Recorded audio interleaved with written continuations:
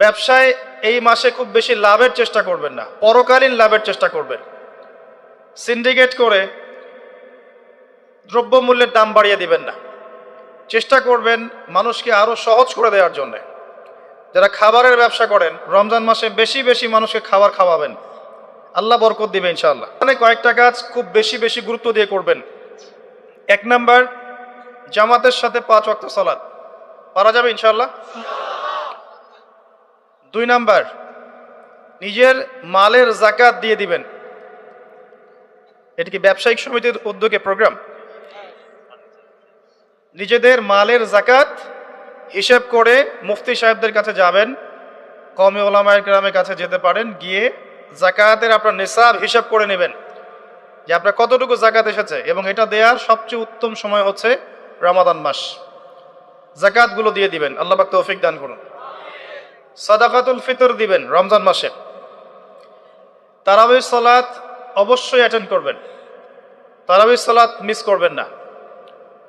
পরিবারের ব্যক্তিদেরকে একসাথে নিয়ে ইফতার করবেন, আলাদা আলাদা করে করবেন না। বেশি থেকে বেশি মানুষকে ইফতার করাবেন, সামাজিকভাবে, রাষ্ট্রীয়ভাবে, সংগঠনের উদ্যোগে বা ব্যক্তিগত পর্যায়ে বেশি থেকে বেশি মানুষকে ইফতার করাবেন। এবং কোরআনুল কারীমকে বেশি সময় দিবেন, প্রতিদিন অন্তত পক্ষে 1 পারা করে তেলাওয়াত করবেন।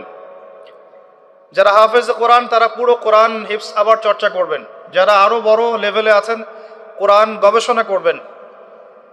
5 ওয়াক্ত নামাজের পরে একটা করে হাদিস পড়ার চেষ্টা করবেন মসজিদের মধ্যে।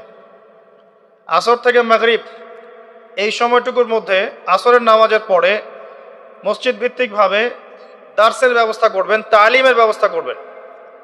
30 দিন 30টা আলাদা আলাদা টপিকে কথা হবে, জনগণ জানতে পারবে। পারা যাবে? আসন্ন রমজানে আমরা যেন রমজানকে কাজে লাগিয়ে আমাদের গুনাহগুলোকে মাফ করাতে পারি, আল্লাহ পাক সেই তৌফিক এনায়েত করুন, আমিন।